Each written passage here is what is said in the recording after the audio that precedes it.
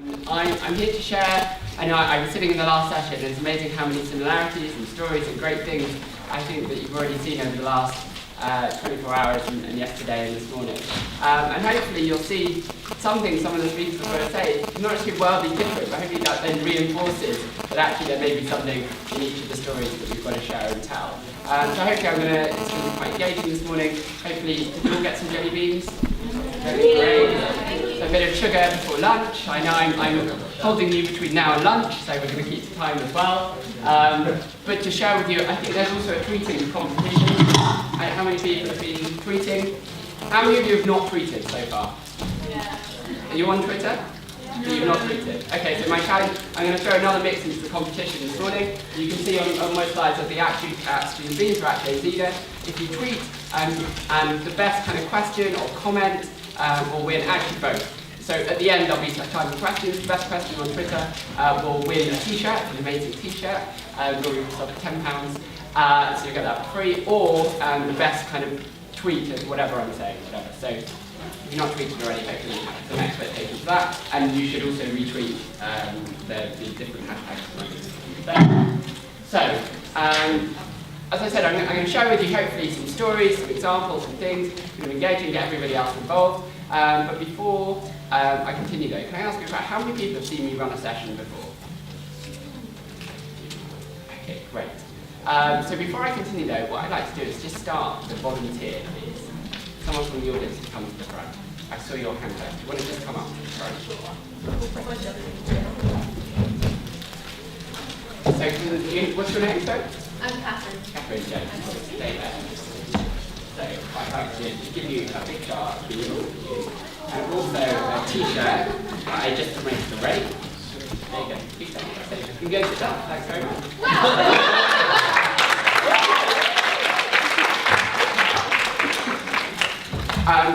So the question I've got for you is, I know quite a few people did also volunteer, and it's not surprising because you're amazing, driven, lots of people in the room, being here on a Sunday and Saturday and giving up the time, so I know that they're probably more driven than most people, or most of your peer group.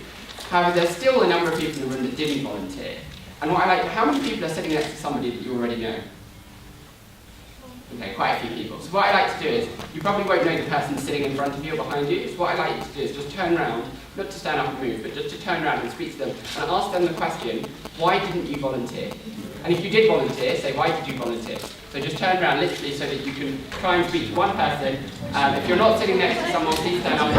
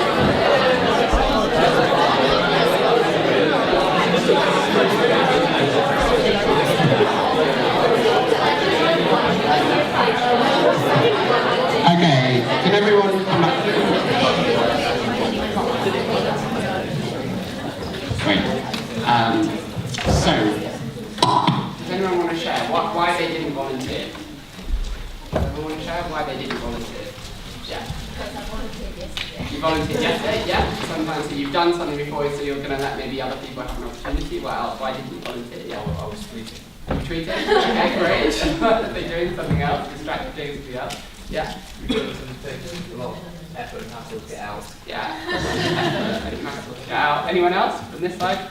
Why you didn't volunteer? I volunteered, but... You did volunteer, that's cool. Okay. It's interesting and you can communicate with different people. What's that, sir? Interesting. Interesting. But so why didn't you volunteer? I'm looking for reasons why people didn't. I participate on the 2012 Olympic Games.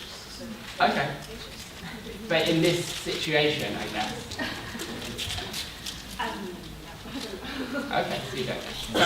So the reason why generally, and I really love this quote, but it shares, what's your thoughts, they become words. What's your words, they become actions. What's your actions, they become habits.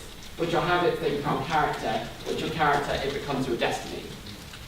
And whilst a lot of people in the room, did volunteer, but a lot of you also didn't, and you kind of questioned, you probably didn't think something positive was going to happen from volunteering. And that's because we've all got thoughts that stop ourselves. No one was kind of held you or handcuffed you to your seats or made you sit where you're sitting.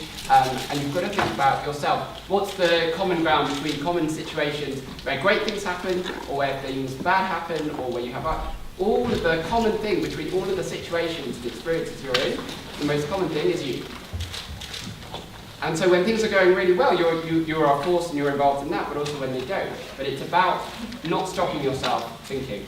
And hopefully just to start the session, I just kind of wanted everyone just to be thinking kind of from a mindset point of view, and kind of where we're at. So I'm going to take you through, like I said, kind of a brief story about kind of a number of things, kind of where we started before the company. How many ISEC people in the room? Any ISECers? How many from JCI? Screen, great.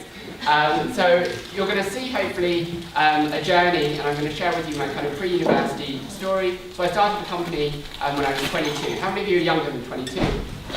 How many of you are older than 22? Okay, great. So my story and the whole point of this, hopefully for me, is to hopefully share with you some access and some opportunities. And so unfortunately, I don't have any superpowers. I'm not kind of a hero with dramatic things.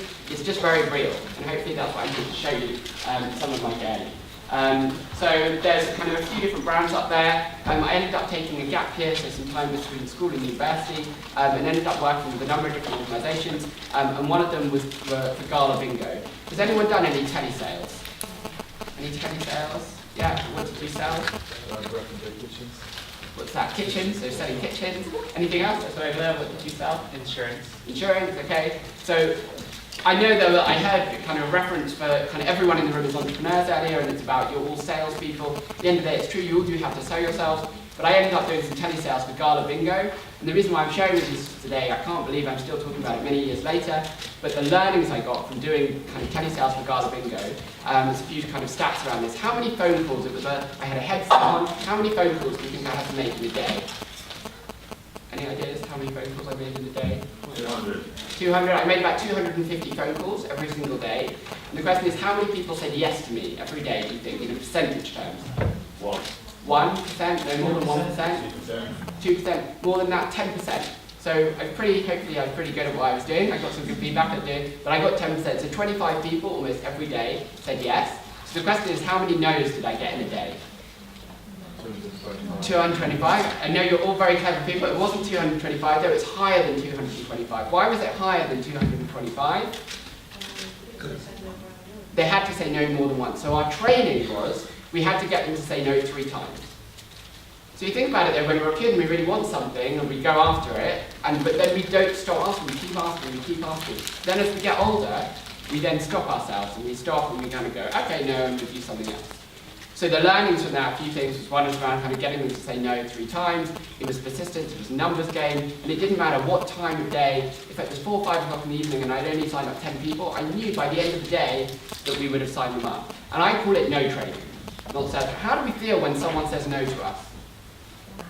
Bam, it's disheartened, quite upset, quite depressing, all of those things. And so, but instead of making it mean anything, it's not no personally to me. It's not no to the idea. You think about it when I'm trying to sell something in telesales, you're calling someone. If I called any of you right now, and you answer the phone, which you shouldn't do because you're in my session, but you answer the phone, and they go, can I try and sell you bingo? And you go, no. Obviously you're going to say, well, hopefully you're going to say no because you're in my session, but you can see the example of what I'm trying to do is, when you call someone and you're asking for something, they're in their own worlds, they've got lots going on, they just had an argument with someone, whatever it is, and it's just so important from kind of learning perspective of like that no doesn't, it's not personal, it's not to you, it's not even no to the idea. And if maybe they have the time or space to listen to you, maybe they would want bigger. But it's to dealing with your relationship to that no. So I call it no trading, not sales training. So you think about it, every day I've had 700 no's every day for 6 weeks, how you would normally potentially feel if you didn't have or grow and learn to grow a thick skin, is that could be pretty depressing, right?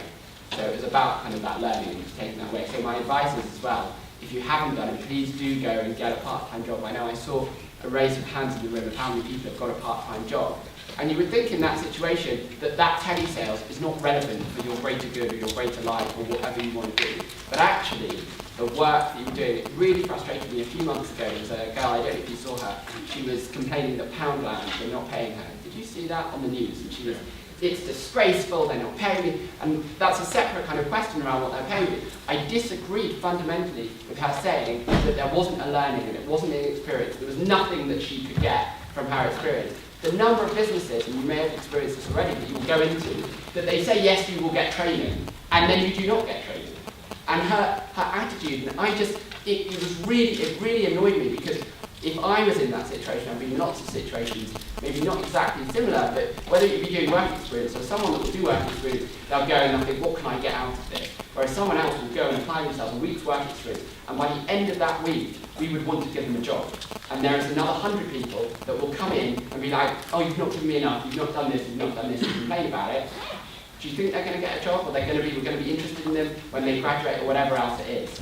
And so, you know, everyone looks at things in different ways and different opportunities. But it really got under my skin that she was on national television complaining about, you know, the situation and the fact that, you know, Poundland were taking advantage of her.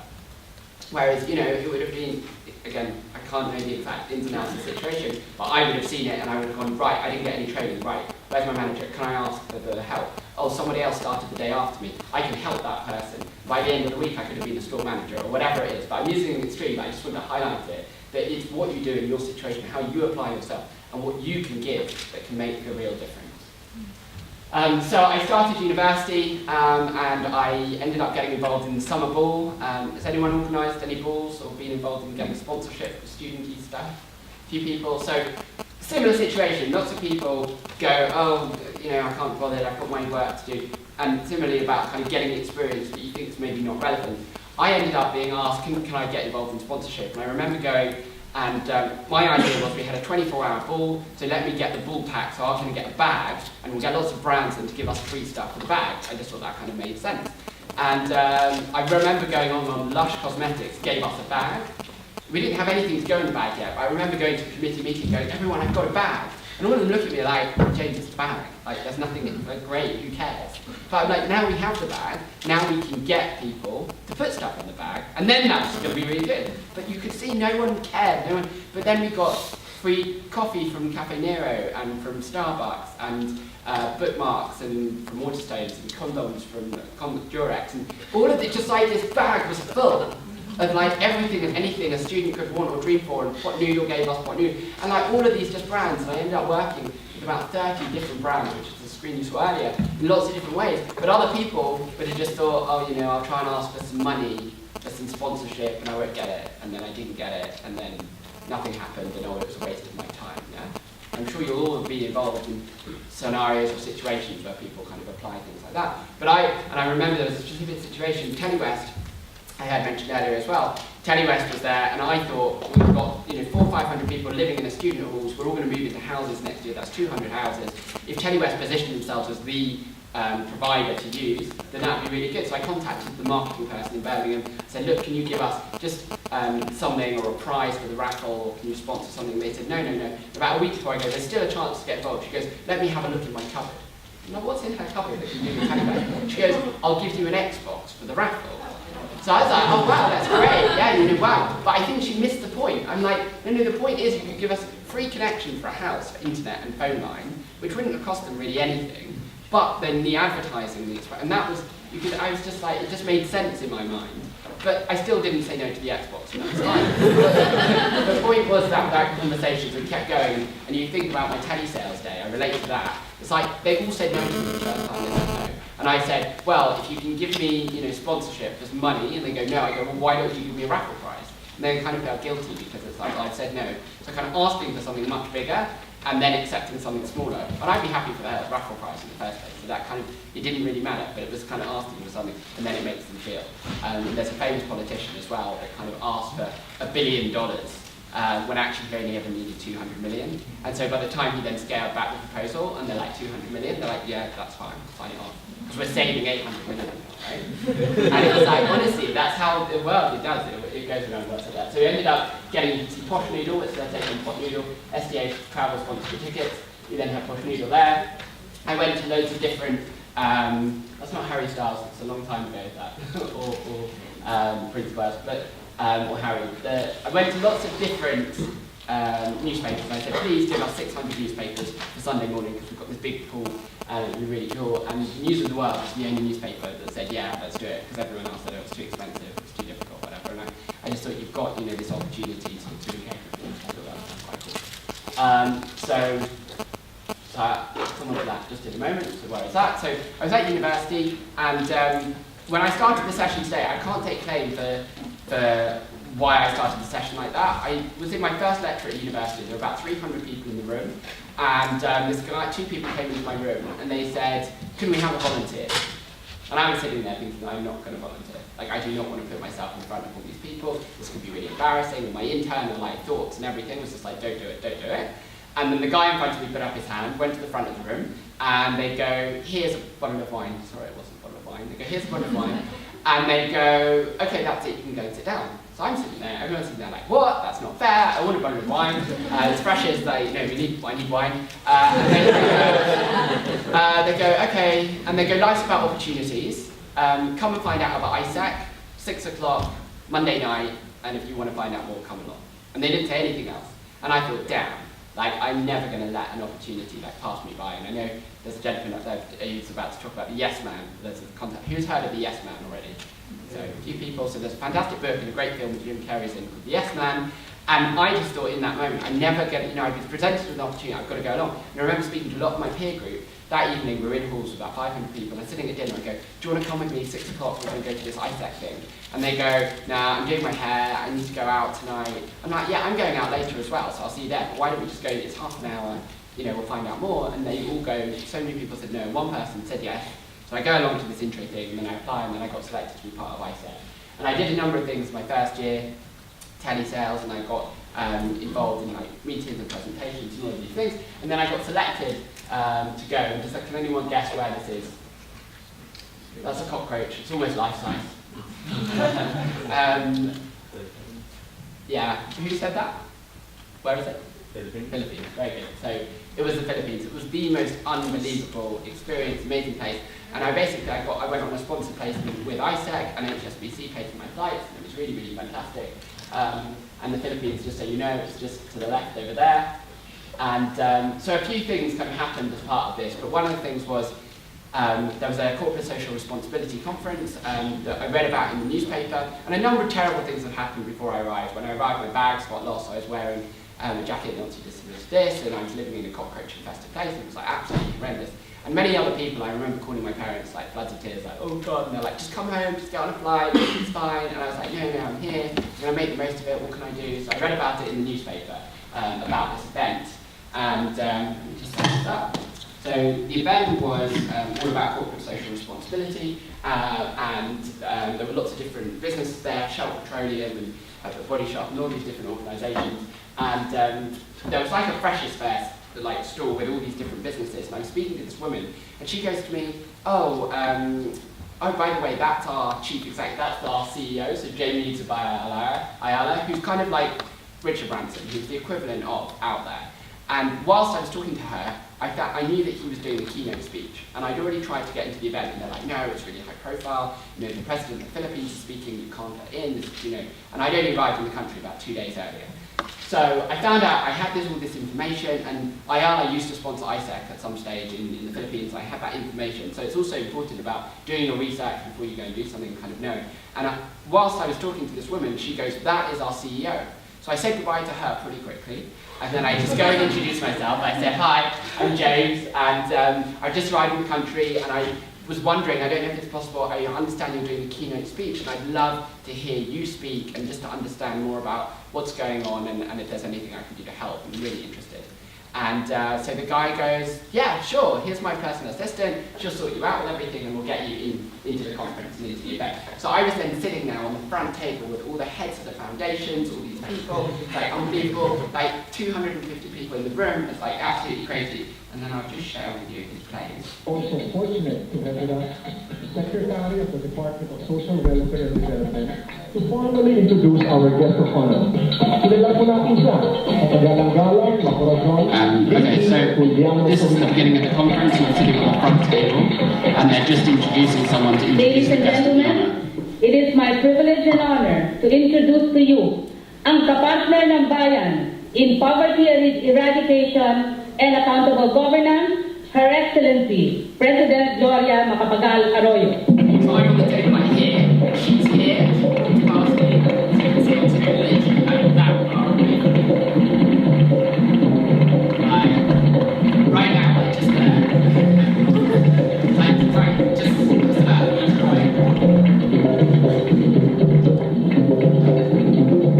And then she goes on stage, and then she speaks, and then there's a conference for the next 3 days, and every day I went back saying I was here yesterday, and they're like, yeah, sure, come in. And so I was like, then I had like 3 meals every day, and I was invited to the like parties afterwards, and it was amazing. And after each speaker, I went to speak to each speaker, and like I then got an intro to the Asian Development Bank, so I went out and met them, and sharing about what ISEC does and what we do, and all this exchange stuff. And I was in the Philippines to help ISEC kind of grow their network and to do some really cool stuff.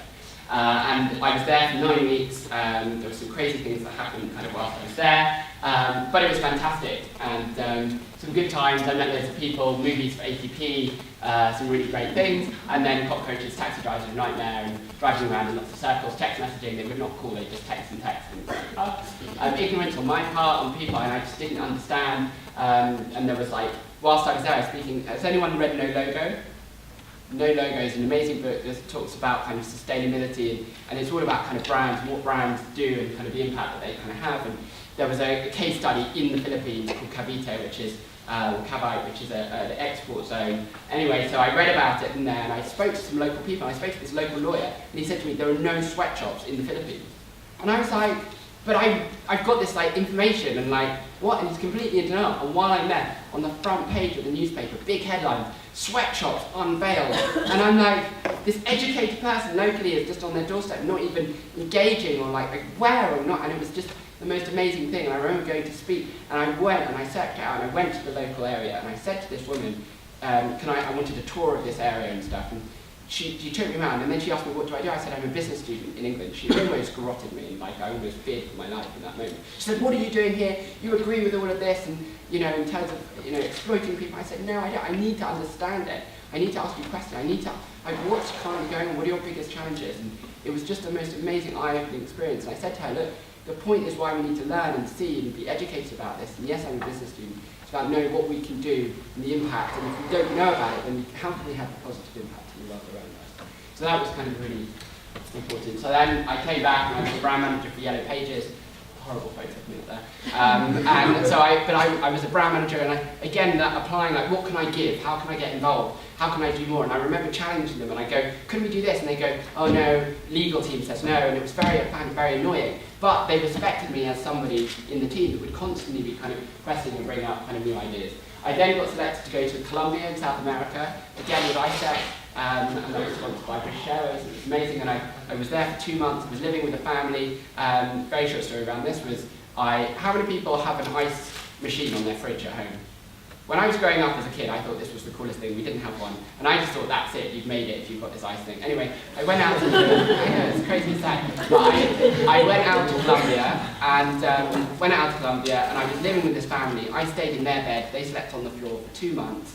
They were just so kind. I got fed more than I could ever eat. They wouldn't let me leave the house every morning without breakfast, which is definitely not happening today. So I missed that. But they had an ice maker on their fridge, and I just had all these perceptions. If I say Colombia, what's the first thing that you say to me?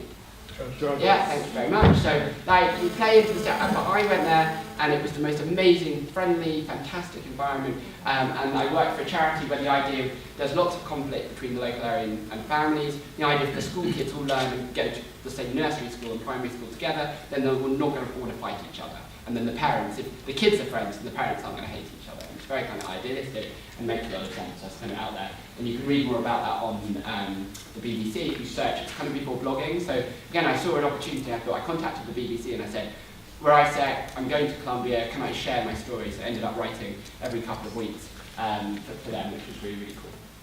So that's cool. So I kind of ended up going on a journey, and that was kind of my ISEC experience journey. And then I was kind of graduating, and I had this business idea inside of me, but I really actually wanted to work for ISEC, the national team, for the year.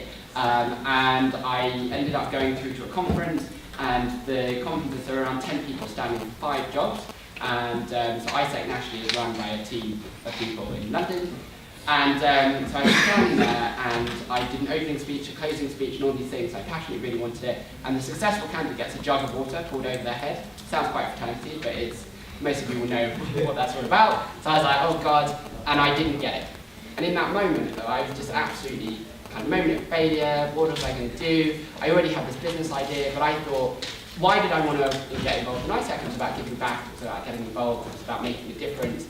It was about, when I graduated, not wanting to, just be a cog in a wheel, I guess. And I just thought, what can I do? So that's kind of a bit of a cliffhanger. Networking events, I know it's kind of heard about and people kind of speaking before. But I wanted everyone up just to move around a little bit more.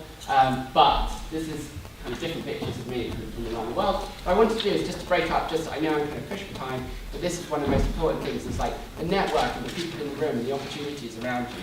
You are your peer group. People in this room are going to be the future leaders. You are going to go into organisations and rise up and do some unbelievable things.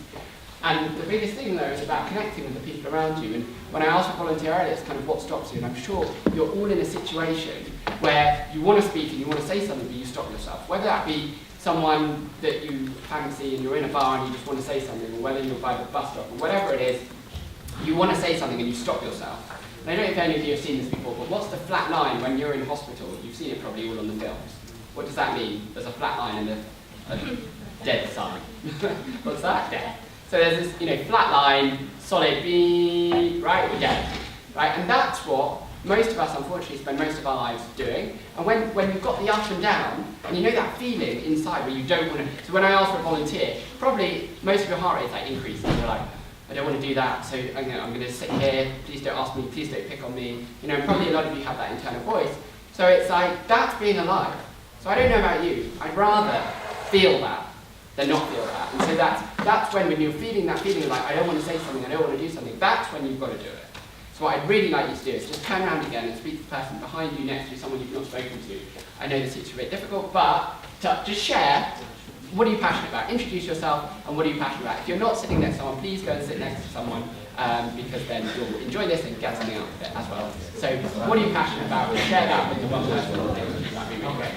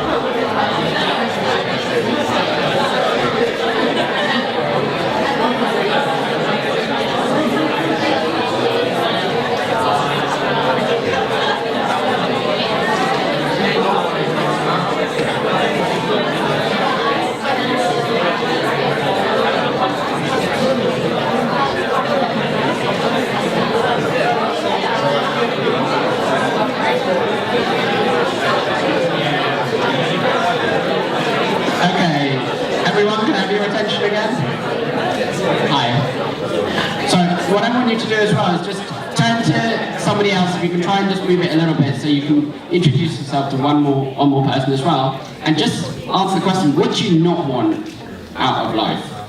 Might sound like a funny question, but what do you not want? Imagine in 10 years' time, what would be your worst nightmare? Like, what do you not want? So I know that I don't want to be working somewhere that I'm working 18 hours a day that I hate and I'm miserable. I don't have any time, for example. But what do you not want out of life? Just share with one other person. If if you can, just for a minute. That's great.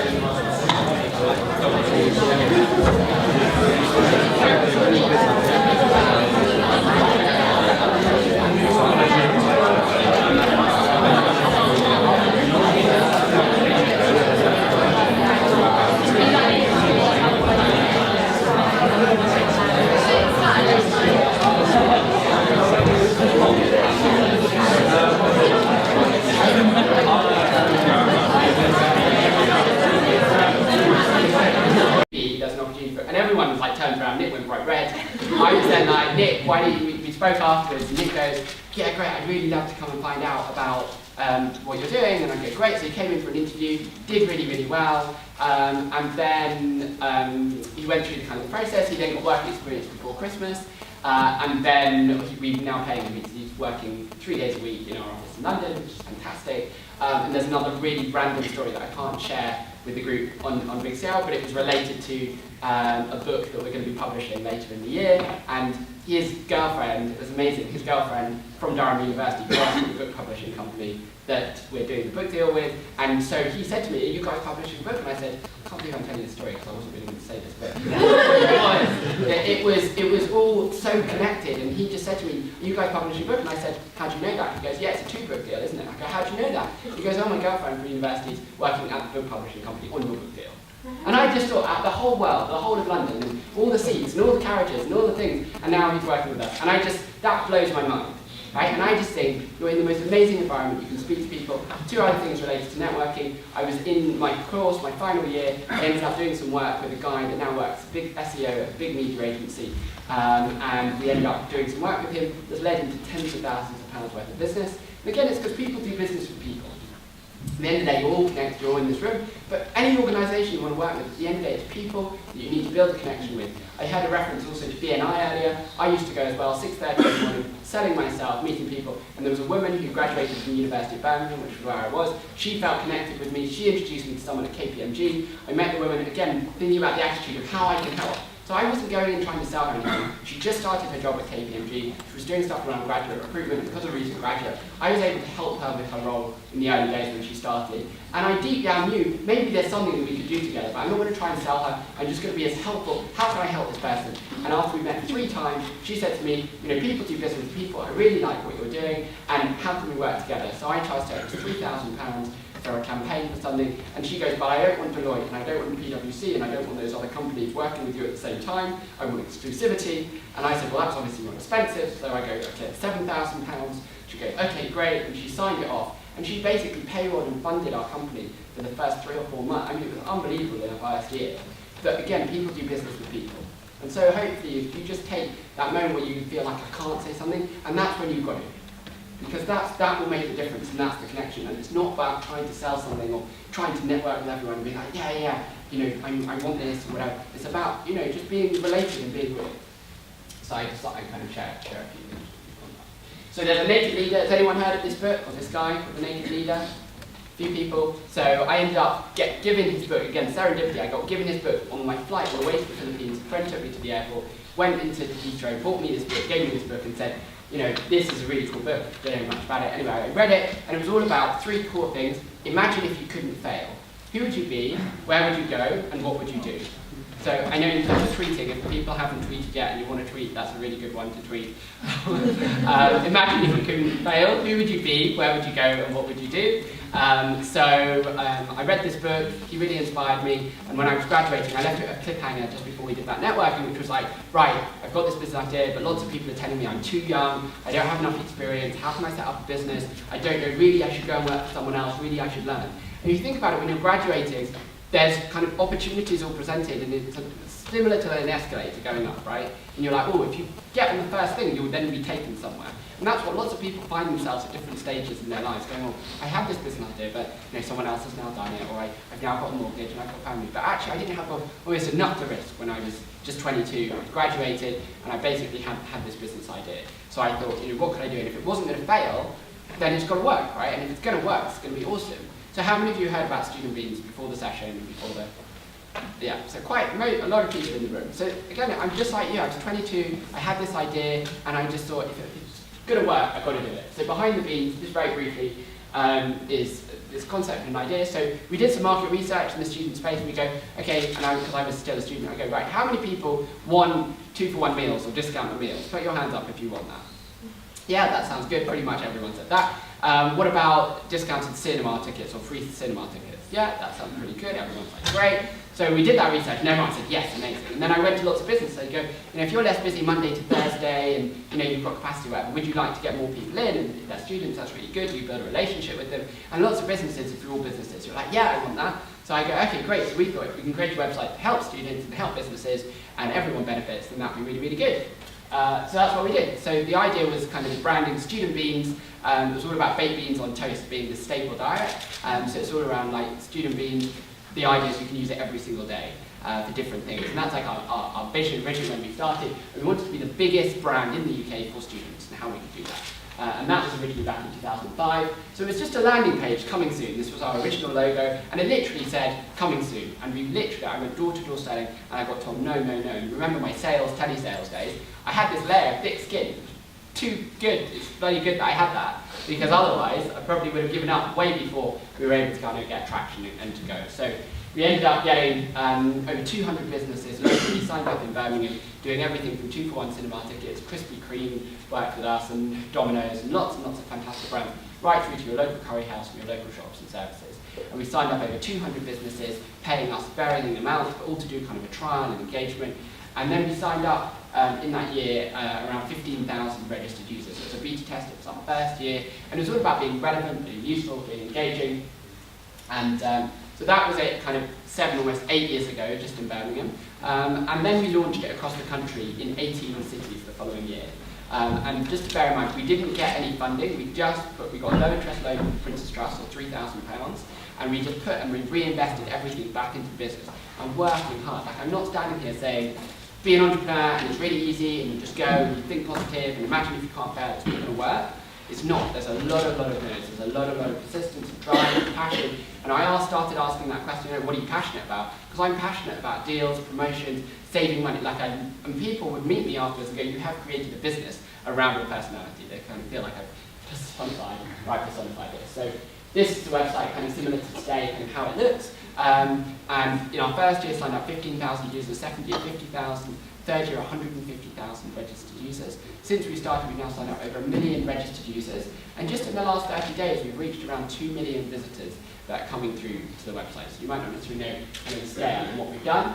We launched the world's, how many people saw this? Last year it was the world's first online freshers fair. So we had around 300,000 visitors. The brands bought all different kind of stalls, just like a normal freshers fair, but all online. And it was to complement that activity, and then we did like loads and loads of different promotions. That was the world's first, now the world's biggest online freshers fair, and now we're launching it again this September. We also did something which is currently live now, which you can win loads and get loads and loads of great discounts, deals and promotions on the Freshers Wall, which is really fantastic as well. So you can see it's about innovating and expanding our opportunities. How many people saw this, the student drinking survey? And you can check out the results online and where UCL works in universities. Position itself, there's also the University Sex League where Bangor came number 1. We didn't plan that, honestly, those are the results that came out. So City of London, you can see there. Anyway, but you can check it out online if you search.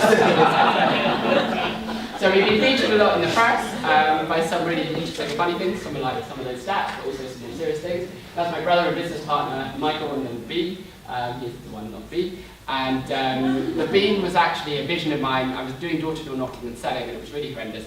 And I just remember calling my business partner, going, Mike, we've got to have a bean. Like, my vision is we have to have a bean. So the woman who made the tweenies made our bean. So that's my claim to fame. And that's really fantastic. And I was in it, I've been rugby tackled in it, I've been punched in it. And I remember getting an email a few years ago from a woman that she saw me being rugby tackled, and she was working in one of the shops. And she sent me an email going, my manager was so horrible to you and I'm so sorry. And I remember seeing you being rugby tackled. And she said, I looked at the site recently, and anyone that is prepared to have those things and to have that passion and commitment and drive deserves the success that I can now see that you're online and what you've done. And I'm sharing that in a very humbling moment to receive an email. She didn't need to send that, but the thanks and commitment and kind of all of those things, what it took and what it takes. So today we're called the Beans Group. So we've got a website called More Beans, which is for life after university. And there's lots of different kind of engaging, there's deals and there's advice and there's content. And you can imagine it's also a very different stage of people's lives that we want to help with. So a few books I'm going to share with you. You can see, I don't think I'm repeating any, but The Purple Cow is a fantastic book by Seth Godin, which is all about standing out. So whether it be beans you've all received, I don't think you'll have got jelly beans from anyone else in the last 2 days, and probably not from many other presentations you go to, but also not as relevant, right? So our business cards are the shape of beans, and there's lots of kind of fun, engaging things that we do. It's about being remarkable, it's about standing out. If you've got an idea and you aren't excited about it, then give up. If also you've got an idea and other people aren't excited about it, then I'd also question what you're doing. Because if you can't share it and they're not excited about it, then how's it going to succeed? And that's why we were social by design. When we launched, people go, well, how did you sign up so many people? What did you do? But it was around getting people, if someone goes to the cinema, they'll go to somebody else, and therefore it's a natural conversation that we start, which is how we're going. It's a fantastic book called Jim Collins' Good to Great. It's around thinking. How many people have heard of this book? Heard of this book? So I just remember, I read this book whilst I was still studying, and I didn't have a business, but it gave me this real kind of concept around a vision. And we've got a 25-year vision in the business. How can you have 25-year? 25-year vision keeps us focused. It's kind of a compass about where we're going and what we're doing. And our 25 years, and this is partly why I'm here this morning, is around touching the lives of 100 million young people every day. Like, that's what we're here to do. And some go, how are you different from Group 1? How are you different from these? That's what drives us. That's what, we do 2 million people a month coming through to the site. That's like 25 years, this is where we are today. We've got a long way to go, but that inspires me. That gets me up, and that makes me give up my Sunday, not being paid to be here. It's about making a difference. If we can hopefully help do that in whatever way. The E-myth is around why most small businesses fail. 3 things happen to businesses. They get to a stage and they're like, this is really hard work, and they just carry on. So probably you'll know business owners that it is hard, and they just keep going, and it's like, oh God, this is hard. The second thing is they then stop, because they're like, right, this is hard, I'm going to go and get a job with somebody else. Or they systemize and process their business. And this book is amazing. You think about McDonald's, it's a franchise, but the process is 1 + 1 always equals 2. It's about putting in a system, and it's about, I said this in the presentation last week, the founders need to get out of the way. The entrepreneur needs to allow the team to grow, to people to come in, for people to be better than us. Like, I'm a visionary person, but there's some things like the detail that really makes the difference, that makes the business grow, that I can't necessarily do, that we need to systemize and process. And that's very challenging for me as a founder, and you all have your different strengths. But it's about knowing when to get out of the way and when, and putting those things to that. But First Breaking the Rules, Playing to Your Strengths, fantastic book. I can't talk more about it now, but you can ask me. I'm also here at lunch. Fantastic book as well for getting things done, which is all around systems and processes. And again, has anyone heard of this book before? Because it changed my life. I'm not over-exaggerating, but the processes of being able to be more efficient and effective and what you're doing. So another quote, make it so, because a vision without action is just a dream. A vision without action is just a dream. An action without vision just passes time. But a vision with an action changes the world. And hopefully I've shared with you this morning some stories, some examples. Like, I'm not a superhero. I just have a lot of passion, a lot of drive, a lot of persistence and energy, and kind of not taking no for an answer, and a bit of stubbornness as well along the way to get to where I am. I'm an ambassador for something called Startup Loans, so you can now get from the government low interest loan if you're 18 to 30, and it's a fantastic program. Startuploans.co.uk, you can go have a look at that. So top 3 to leave you with. I've borrowed these from a few famous brands. 1, just do it. 2, no fear. And 3, it's up to you. No one's going to do it for you. I can only ask for a volunteer. No one's going to force you to come to the front of the room. So it's really up to you. So do we have a couple of minutes for questions? How are we doing? 2 minutes. So any couple of questions? I know I've said on Twitter as well. So any questions? I'm going to have a look at this. Any questions? No? Okay, great. So before I just have a look at Twitter and I'll go like that, can I have a volunteer, please? I did see you first. So do you want to come down to the front? Just a round of applause.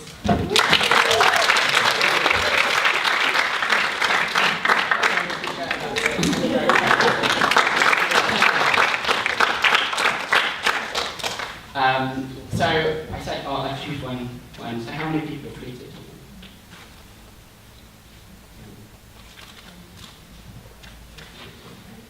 Do you have signal?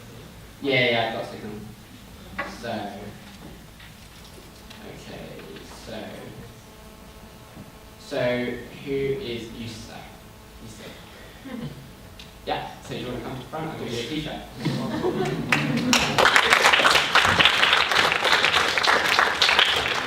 Yeah. which was blast. I should have volunteered. Not necessarily the most inspiring, but maybe it was, so hopefully that will teach you well. So I'll just finish off then just with this, which is a quote that 20 years from now, you'll be far more disappointed by the things that you didn't do than by those that you did. So throw off the bow lines, sail away from the safe harbour, catch the trade winds in your sails, explore, dream, discover. Thank you very much.